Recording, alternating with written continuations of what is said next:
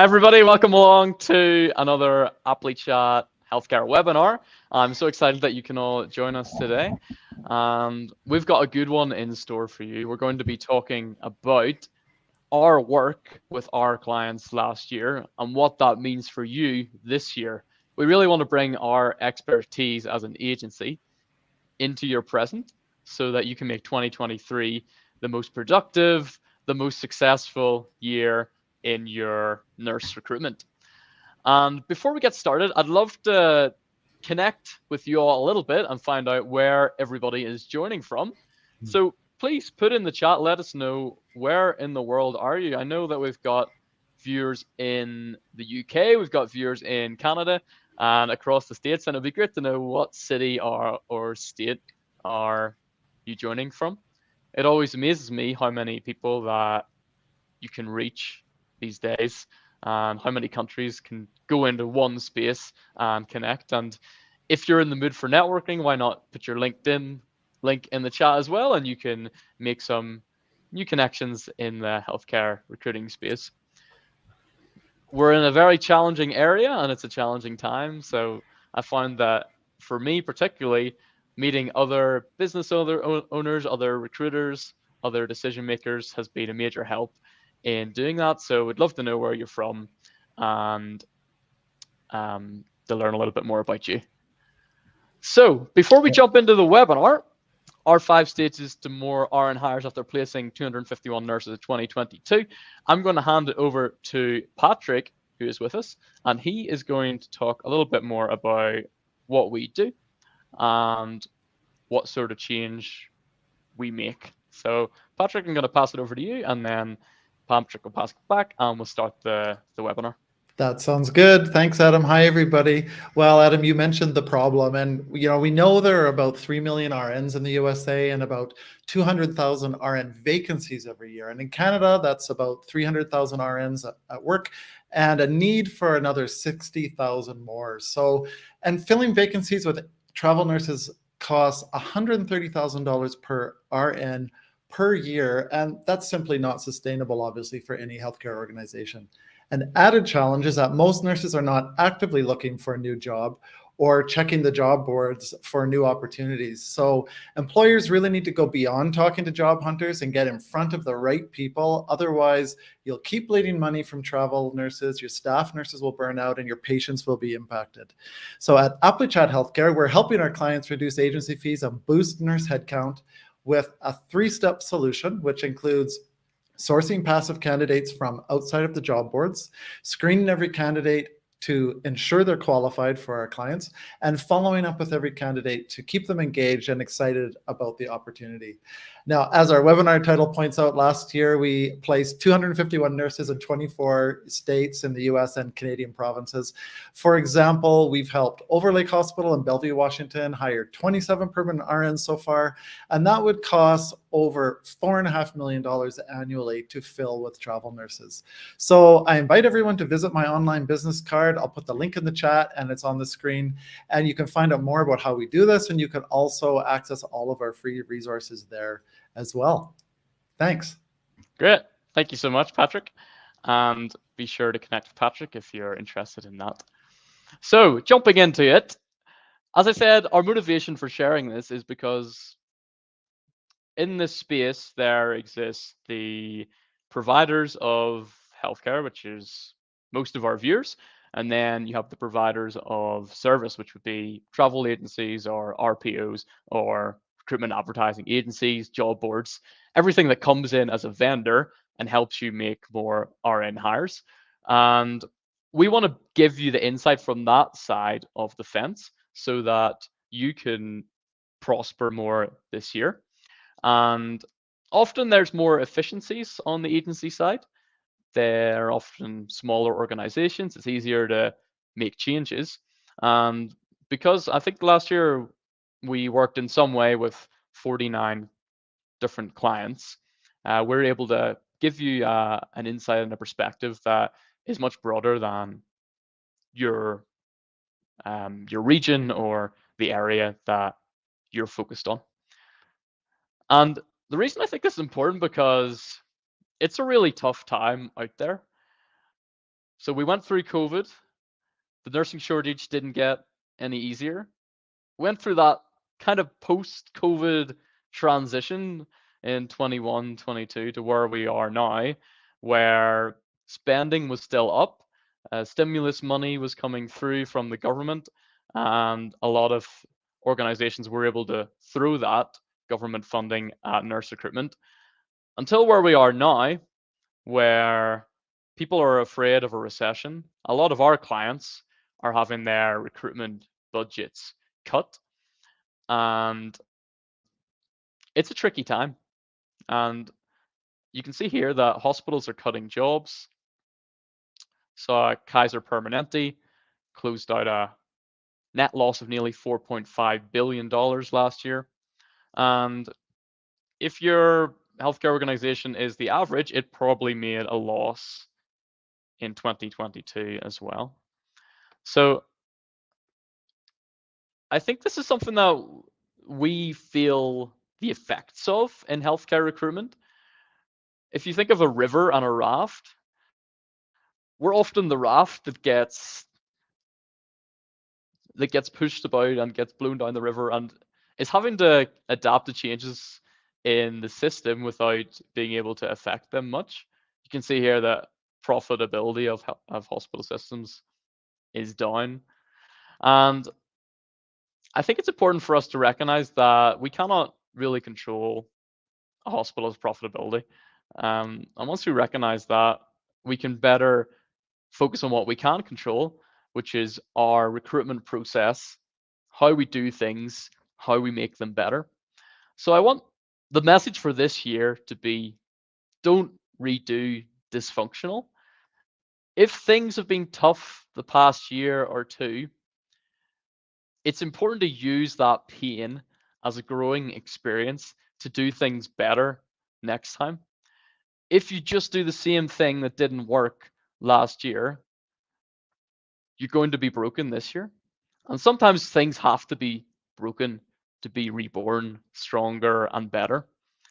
So that's why we're coming here with a new way of thinking for a lot of you on 5 different areas.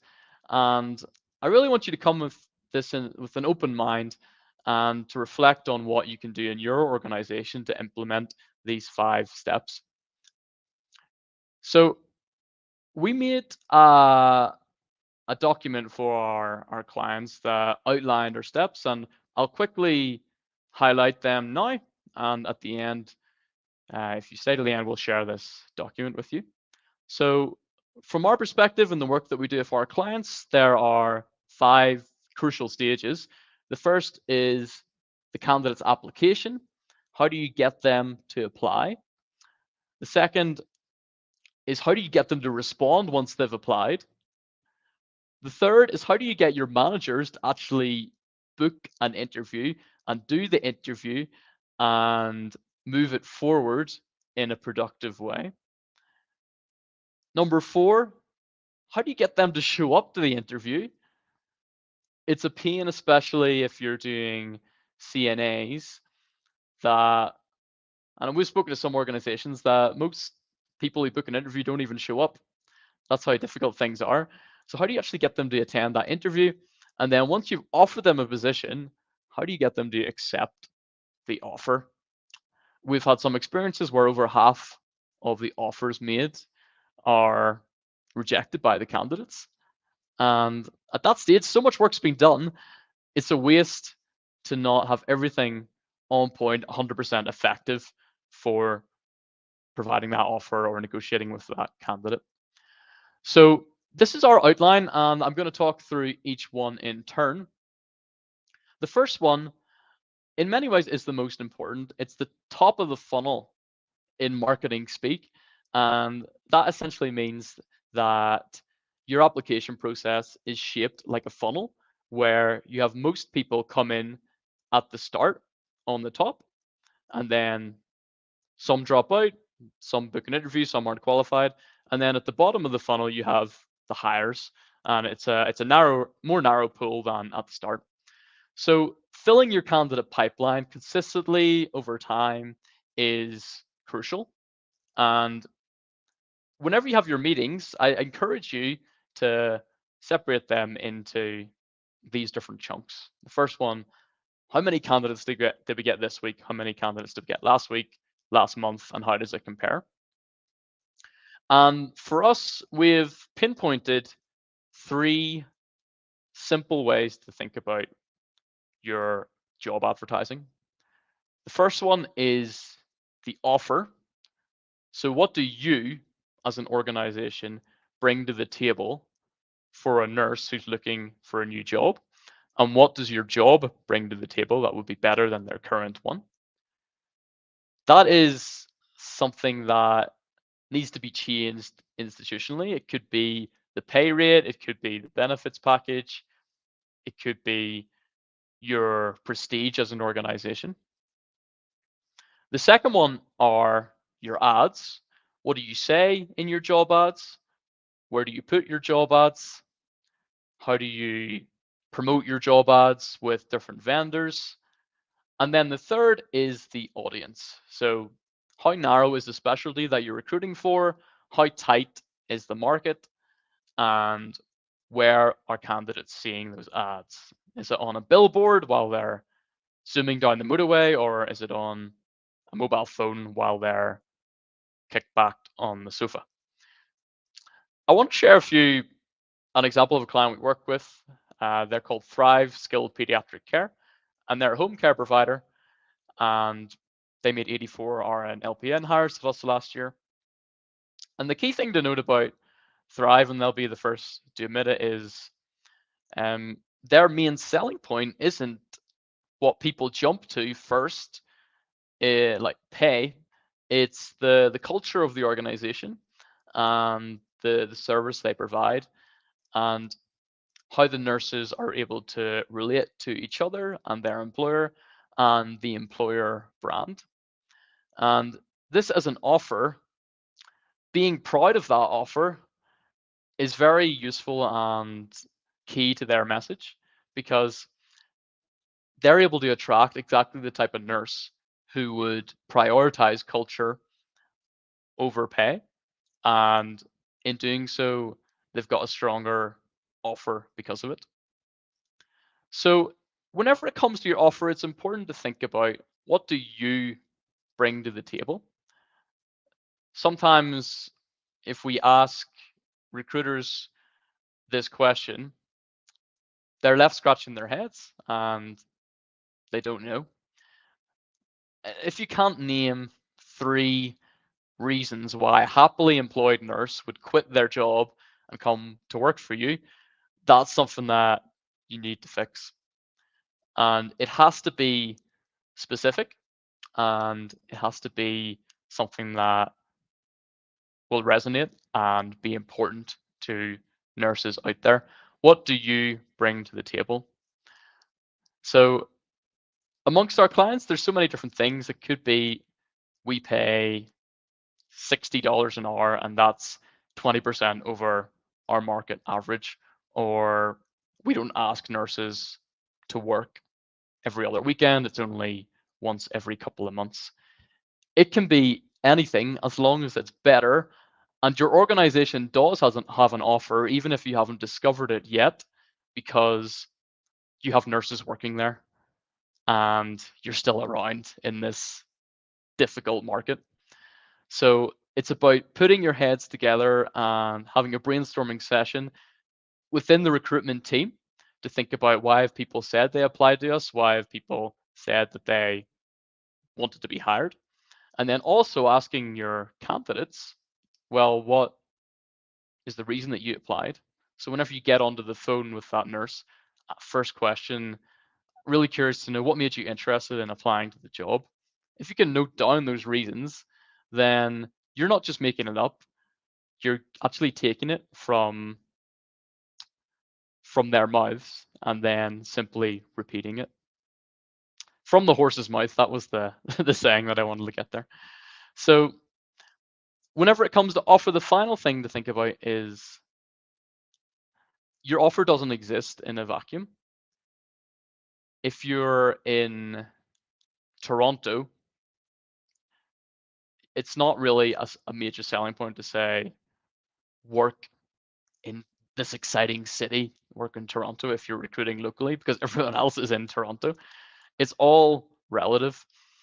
If you're in a market for Canada again where pay is unionized, you have to think again, what about our facilities or what about our culture makes us special? So it's all relative when it comes to what you're offering, because the nurse is going to ask, what do they offer compared to my current employer or the next best choice? So once you've considered what your offer is, and once you've defined it in clear, specific terms, the next step is actually advertising that offer. How are you communicating it specifically? Is the application experience candidate-centric? And where are you putting your ads? So I'm going to share a stock example for a made-up organization that we've created to raise this point. And I think where a lot of organizations fall down is they don't advertise their jobs. So what does that mean? Well, there's a difference between advertising and displaying. It's the difference between me presenting a webinar and me sending you the slides. Whenever you're advertising, you're trying to convince someone to take an action after reading it. It's like selling, but in words. And I think where a lot of providers fall down is whenever they're promoting their positions on Indeed, for example, at the top, they put in the description of the job. So for example, not picking on anyone, I just found this randomly. You don't want to define what the job is in the very first paragraph because they don't have a lot of time. They don't have a lot of time for you yet, and you really need to win their attention. So at the top of the job ads, and if it says put in a job description, just put in an advertising section at the top. You should be talking about what's in it for them and what is this job actually going to do for their lives. So jumping back to this example, cardiac hospital that's got an accolade, #1 in the nation. The pay was above average, earn 40 to 75 per hour and get comprehensive benefits. And then there are 8 more reasons. So this reads like a constant reinforcement of the value of the provider and a constant reinforcement of the reasons that they're looking for a job anyway. So it could be that they're not getting competitive pay. We're saying earn X to Y, highly competitive pay. It could be that they're not feeling appreciated with their hard work. And then we put in the part about the vacation. So whenever it comes to job advertising, make sure you're actually advertising something. And the best way to enable this is to think about being candidate centric. That means that the ad is written with the reader in mind and making the reader take a specific action. So it's not about you. It's not about saying we are hiring for an ICU RN. It's about saying, are you an ICU RN who wants $40 to $75 an hour, who wants a change of scenery, who wants a $20,000 sign-on bonus? Apply now. We have a campaign ongoing in Alaska, and they have a sign-on bonus of $50,000. And that, as an offer, we've found to be useful for nurses who are already in Alaska, because in that market, a lot of people have went there for the higher wage, and it's something that they would do for a few years. So that bonus is relevant to them because they're interested in earning more, and it's not going to change their living situation too drastically. and it's working in the context of where it's being advertised. The last point for the ads is, what do they see when they Google your organization? What's your Glassdoor rating, and what are you doing to improve it? So this is called reputation management, where you look at review sites like Glassdoor and you think, how can I improve based on what people have written, and how can I improve what new nurses see? Often the best way to improve your Glassdoor is to simply ask for reviews from your current staff. Because the thing about this site is a lot of reviews come from former staff who left for a reason and are going to be sharing that reason. So you want to balance that out with people who are working with you currently. It's not about controlling the message saying you must write something good. It's about bringing balance. And people that are currently employed with you are more likely to share the positive sides. So make an effort working with your hiring managers to ask nurses for their opinions on Glassdoor. The third part for the ads would be the audience. So we've found that this is something that we need to communicate whenever we are meeting new potential clients, because in the past we said you can get 16 hires for this amount of money, and we said that a lot of organizations that were varied, and some of them were quite remote, and it was not really the same as if they were in a large city. And that's because the population is smaller, so the cost per hire is going to be larger. So whatever your expectations are, be it from management or to your team, they should be based on the size of your audience, and that's controlled by the geography you're in and then the qualifications of the nurses. Finally, for this part, you want to think about where your ads are going. So are you using Indeed? Are you using Glassdoor? Are you using something else? We've seen that cold sourcing, so mapping out the candidates in the area, acquiring their LinkedIn profile, their Facebook profile, their phone number, has worked pretty well for our clients that are more remote. If you're in a large city, then we've found that social media advertisements are good because it's a dense population and you're able to get a lot of nurses in your audience, but on a platform where there's not loads of competition in terms of nurse recruitment. So to summarize, whenever it comes to getting candidates, if you're not getting enough, think about these three things. If you want to get more as well, think about your offer, think about your ads and your audience. If you have any questions or anything you want to say, feel free to put them in the chat and Patrick will get back to you. The second stage is often that heartbreaking moment where you get a great application and then they never respond to you. They never text you back. And it can feel like a real wasted opportunity because you've imagined how that nurse, the resume, would have fitted into the role that you're fitting and the department that needs to hire them. So as a vendor, we are actually supplying those candidates. So often that's on us. We need to screen effectively for interest, but also you should look at how many recruiters you have allocated to the candidates and figure out, is that enough to handle the quantity of people that are being sent? There are a few high level KPIs to stick to.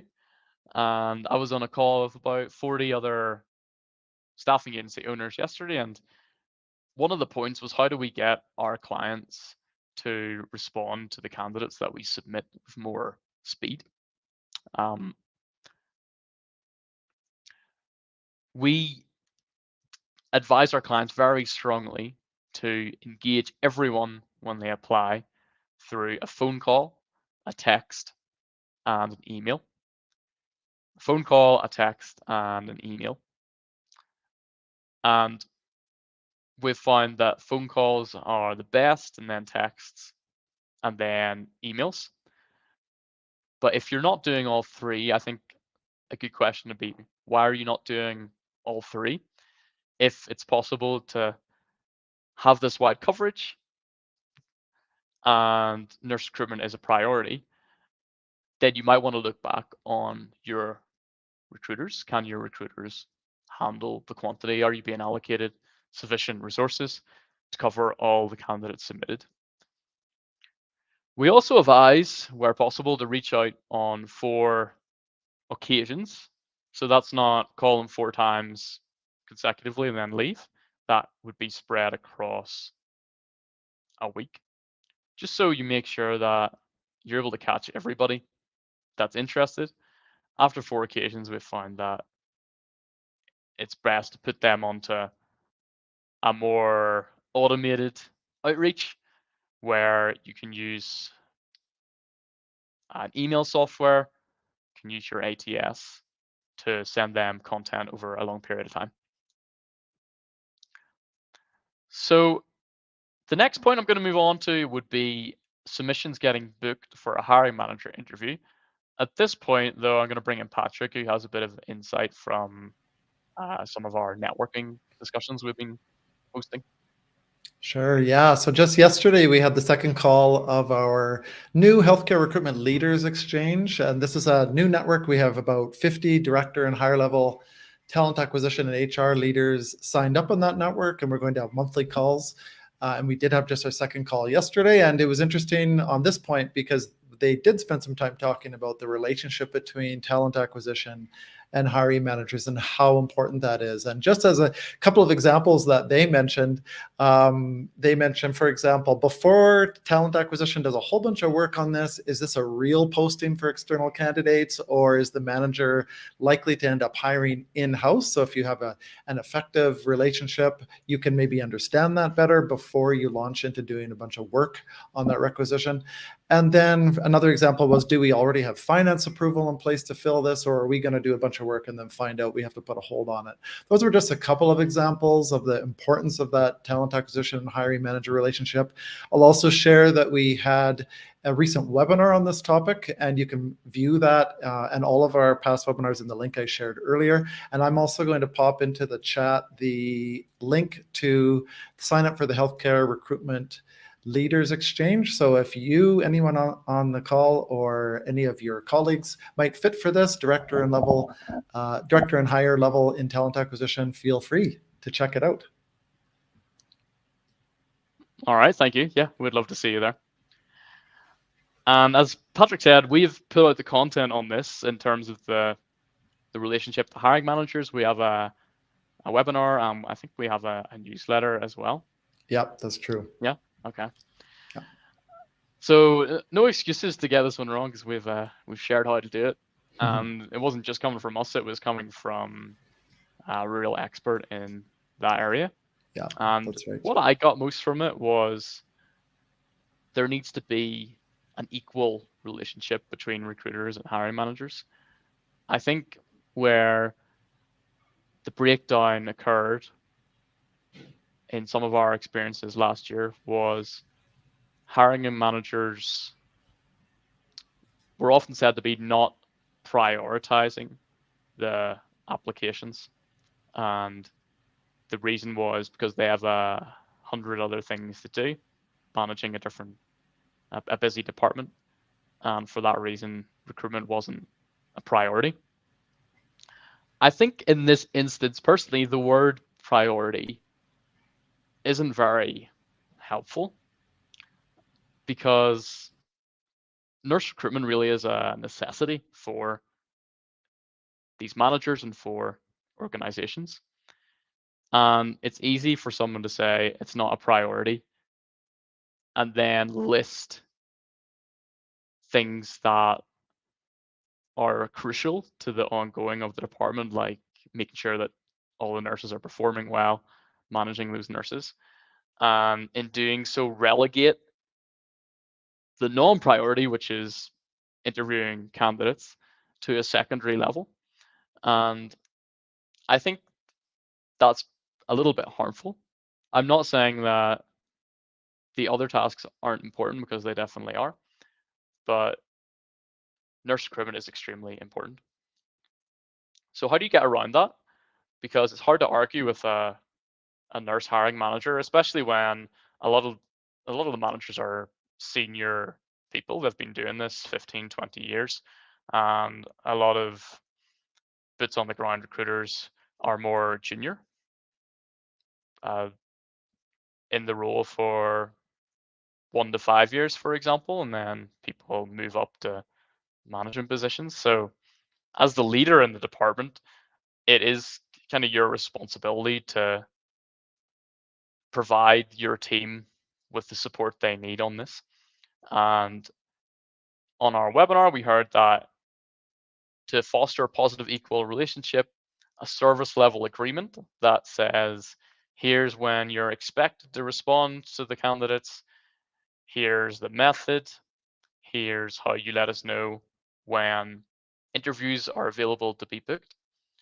When you can write that down on an agreement, it becomes official. And if the managers are saying that it wasn't a priority at the time, you can say, well, it was a priority whenever we made this agreement, and we considered your other workload. How can we best overcome this challenge and get back to what we hoped to achieve whenever we made the agreement, which was effective collaboration? Now, you can damage your relationship with hiring managers in a few ways. The major one is whenever the candidates don't show up, and that wastes their time, and that admittedly makes it less of an equal relationship, because they begin to see the work you're doing as a little bit less reliable than the work they're doing.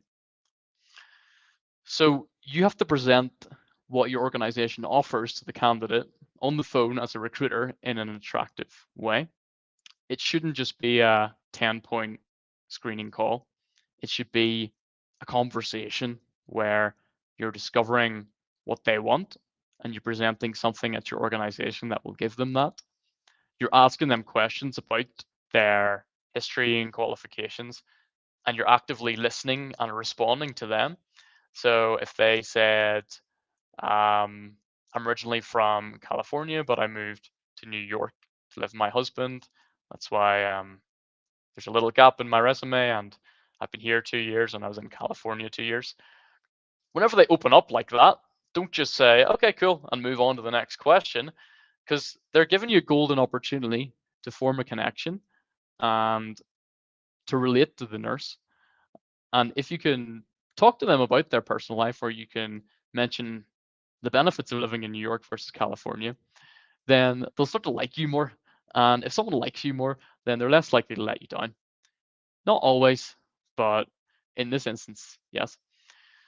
So if you can do that, and if you make sure they're qualified at the same time, you don't want to send people that will waste hiring managers' time, then you could foster a better respect from hiring managers for what you're doing. Finally, it should be interesting and engaging to them. So I think it comes back to not doing that checklist, and yes, doing the engagement two-way conversation that explores their comments and brings them on a journey with you. Stage 4, our penultimate stage, is getting those people to attend their interviews. As I mentioned, with CNAs, very difficult last year for a lot of our clients. Maybe less so with nursing, but still a challenge. And I like to think of a saying, there's a song, Grandma got run over by a reindeer. And essentially that means if someone doesn't show up for an interview, you shouldn't first assume that they're not interested and discount them forever. There should be that peace in your mentality where you allow for a second chance and you listen to their reason. So grandma got run over by a reindeer brings it to absurdity, but there's a million different things that could have happened to them. And it's important to first listen to why they're not able to come and then make a decision on if you want to offer them a second interview. To get them to show up, people should be sent reminders. So that could be over email or text. And they should be engaged pre interview. So sent content to do with the hospital, to do with the working culture. You can make a simple 3 to 4 emails and finish all of them with looking forward to seeing you at location, time, and then send that as a sequence to nurses so that whenever they are going through their week preparing, they are constantly built more towards the interview. The work doesn't really stop once they've said yes. You have to give them reasons to show up in this market. Make it clear what they do upon arrival. You don't want them showing up and then leaving because they don't know where to park or they can't find their interviewer. And again, on the hiring manager side, it should be arranged quickly. So after we submit a candidate, we ask the client to reach out 24 hours, then try and book an interview for the next week with the hiring manager. If they reach out in 72 hours and then book an interview in 2 weeks, the time that's elapsed is going to be quite damaging for the likelihood of a nurse showing up. Every day that passes makes their likelihood of showing up a little bit lower. So the last point is, how do you get people who are offered the position to accept it? Often the most painful level of dropout is when someone's came so far, you've invested so much time in them, and they leave. So at this point, we identified a few things. First of all, everyone should be aware of what that hiring manager's selection criteria is. As I mentioned before, there needs to be clear communication and equal relationship with the managers. So you don't want them interviewing someone and then rejecting them because they don't have an attitude that gels well with that manager. You want to explore, well, what sort of attitude are you looking for? And then you have a little bit of room for negotiation of that manager as to what kind of person they will accept. Some managers are very picky and they don't prioritize, there's that word again, your need to fill your open jobs. And if things like character clashes are getting in the way, then it's crucial to understand what those character clashes would be, so that you can attempt to change the hiring manager's mind or change how you screen people, but preferably the former. The candidates need to come across well at the interview, so helping them prepare is going to help you get the hire. If you have an email that says, here's some tips and tricks to how to prepare for an interview with us, they'll really appreciate that and it'll be useful and they'll come across better and they'll be more likely to get hired. And then the final point is being open to negotiation with the candidate. So I know some systems can't negotiate the terms of the job offer, some can. If you're in the latter group, it's important to not have the door shut to the candidate once they say no. So it's about going back to them to discover why they said no. And if it's kind of like a superficial reason where I just wasn't feeling it anymore, or I think I'm going to stay where I am because I'm comfortable, then this is why you should do it on a phone call. Try and dig a little bit deeper to understand where is that expression coming from. It's coming from a deeper emotion. And you'll discover the real reasons why that they didn't accept the offer. And then you can use that, going way back to the start in your sourcing, to better target the types of candidates that will accept the offer. So, in summary, I know that that is a lot. We have identified 5 stages: the applications, the submitted candidates responding to you once they've applied, the submissions getting booked for the interview, showing up for the interview, and then accepting the offer. And I want to encourage you to look at how your performance measures up, and then split it up into these 5 stages so that you can decide where you need to focus your efforts and do 2023 better than 2022. Before we go, we have a few more positive factors. When you're working with a vendor, the engagement of the decision maker is very helpful for that vendor, because we're able to talk to the decision maker about the holistic performance, including the KPIs and the monetary value that this is delivering. And it really helps that vendor stay on track and know what they need to do to keep your business and win more. And without that voice, it's hard for vendors to really figure out what is the real thing that I need to do, except just give me more candidates. And I want to give praise to a couple of clients. We have Overlake Medical Center in Seattle, McLaren Healthcare in Detroit. Both of these have very engaged decision makers who've really helped us recognize what their needs are from the campaign, their deeper needs.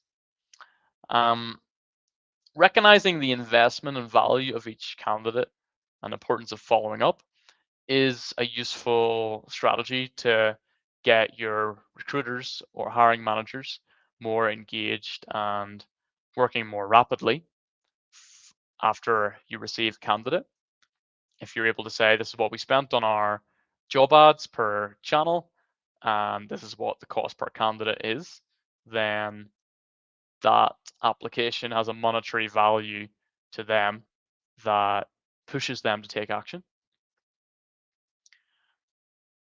Again, this is for working with a vendor. If they provide you tracking software, regularly updating that will help them understand what they need to do.